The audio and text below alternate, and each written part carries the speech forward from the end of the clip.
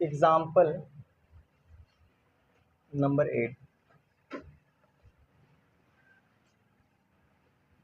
कितने लोगों ने मेरे से पहले ट्राई किया था इसको? आया? आ भी गया? बहुत अच्छी बात है। और कोई आगे आंसर? सवाल को पढ़ते हैं, समझते हैं क्या है इसमें, है ना। इसमें क्या लिखा गया है, बिंदुओं ए 2, -2 और बी -7, 4 को जोड़ने वाले रेखाखंड को सम त्रिभाजित करने वाले बिंदुओं के निर्देशांक ज्ञात कीजिए। हमारे पास दो बिंदु है। कितने बिंदु हैं?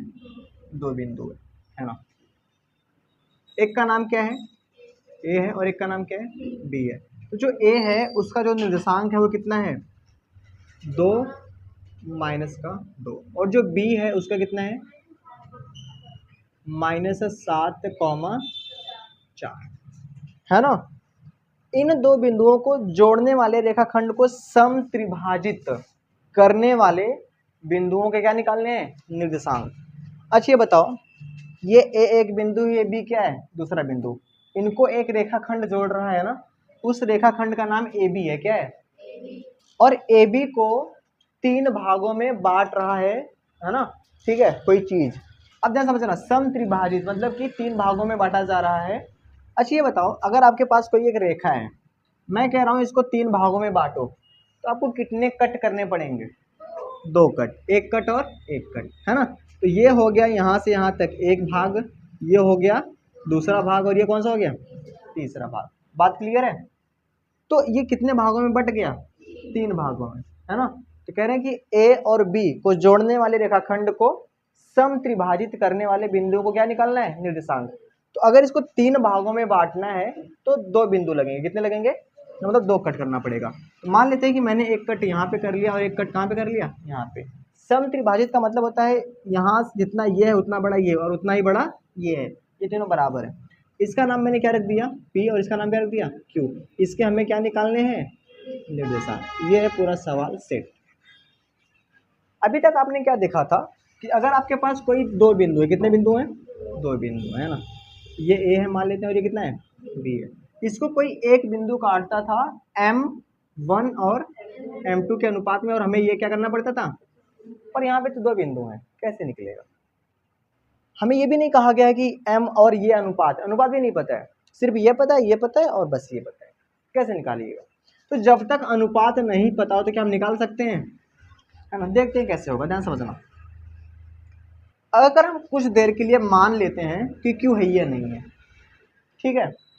अगर कुछ देर के लिए Q नहीं है तो ये सवाल कुछ ऐसी नहीं बन गई, ये A है और ये B है और यहाँ पे क्या है?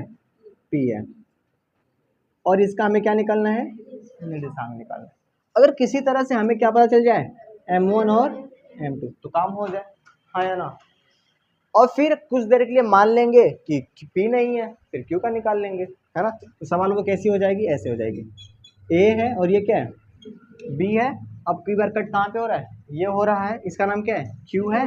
ये कुछ अनुपात हो जाएगा और ये कुछ अनुपात हो जाएगा, तो अंतः विभाजन वाला फॉर्मूला लगा के निकाल लेंगे। सिंपल सी बात है। पर अब उठता है कि अनुपात नहीं पता है तो क्या किया जाए? ध्यान समझना बहुत ध्यान से। अच्छा मुझे एक बात बताओ, बड़ी सिंपल सवाल है, सवाल बहुत सिंपल है जी, है ना। यहां से लेके यहां तक, ठीक है, और यहां से लेके यहां तक, और यहां से लेके, ये तीनों सेम है कि नहीं सेम है? अगर मैं कह दूं ये 1 है तो ये भी कितना होगा? और ये भी कितना होगा? 1 होगा। अगर मैं कह रहा हूं, बहुत ध्यान समझना, अगर मैं कह रहा हूं ये कितना है? 1 है, तो ये भी 1 है और ये भी 1 है। तो अगर मैं आपसे कहूं ये पूरा का पूरा ये 1 है, ये भी 1 है और ये भी 1 है, तो पूरा यहाँ से यहाँ तक कितना हो जाएगा? 2 हो जाएगा, है ना। तो ये एक अनुपात ये आ चुका है और एक अनुपात ये आ चुका है, M1 M2। इसको नहीं देखना है अभी, तो मिल गया अनुपात ना। तो क्या लिखेंगे? बिंदु P का निर्देशांक M1 x2 plus M2 x1 divide by M1 plus M2, और फॉर्मूला लगा के निकाल लेंगे। सवाल समझ में आया? पक्का? चलिए, तो हम यहाँ पे क्या लिखेंगे? बिंदु P का निर्देशांक।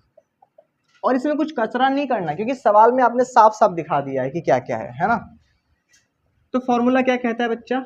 m1 x2 plus m2 x1 divided by m1 plus m2। Same काम y वाले के साथ, m1 y2 plus m2 y1 divided by m1 plus m2। ये है फॉर्मूला, है ना। रखते हैं फटाफट से।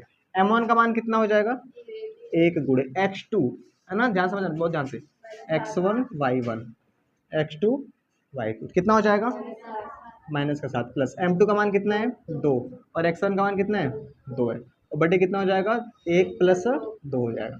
और फिर m1 का मान कितना है 1 है, 1 गुणे y2 का मान कितना है 4 प्लस, और फिर कितना है 1, सॉरी m2 का मान 2 है, y1 का मान कितना है माइनस का 2, और फिर कितना हो जाएगा 1 प्लस 2, है ना। इसको सॉल्व कर लेंगे, आंसर आ जाएगा।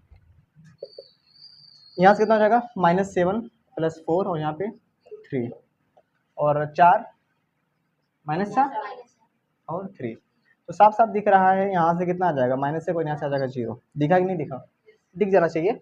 -7 में 4 निकालेंगे 3 आएगा, माइनस का 3, 3 बटे -3 काटेंगे तो -1 आ जाएगा और ये 0 आ जाएगा, है ना। तो ये हो गया किसका निर्देशांक, p का। बात क्लियर है, पक्का। अगर हमें p पता चल चुका है, जैसे फॉर एग्जांपल मैं यहाँ पे लिख दे रहा हूँ, ये कितना है -1,0, अब आएगा मजा। जितना बड़ा ये है उतना बड़ा ये है और उतना ही बड़ा ये है।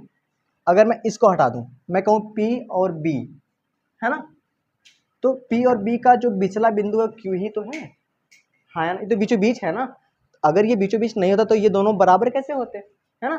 तो हम क्या कर सकते हैं, यहाँ पे एक बड़ी प्यारी सी बात मैं यहीं पे साइड में लिख रहा हूँ, ठीक है। यहाँ पे क्या लिखेंगे, चूंकि, क्या लिखेंगे, चूंकि बिंदु कौन सा, बिंदु q, है ना, बिंदु q b और, ऐसे लिखेंगे, p और b का मध्य बिंदु है। ये बात क्यों लिखी है, मैं मध्य बिंदु वाला फॉर्मूला लगाना चाहता हूँ, ठीक है। तो मैं क्या लिखूंगा, इसलिए मध्य बिंदु q का निर्देशांक, हाँ या ना।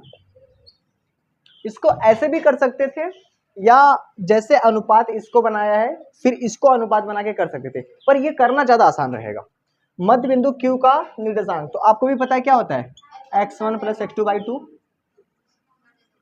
और फिर क्या होता है y1 प्लस y2/2, थोड़ा समझ जाना, ठीक है।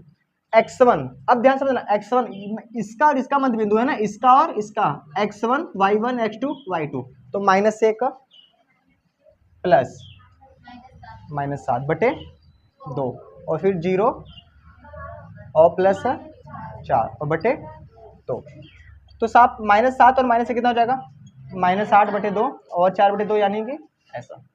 तो कितना आएगा यहाँ से, 2 चौका 8, 4 और 2 दूनी 4, -4, 2, और ये हो जाएगा आंसर। तो ये बड़ी प्यारी सवाल है ना, इसको नोट कर लीजिए। कितने लोगों को अभी भी समझ में नहीं आया।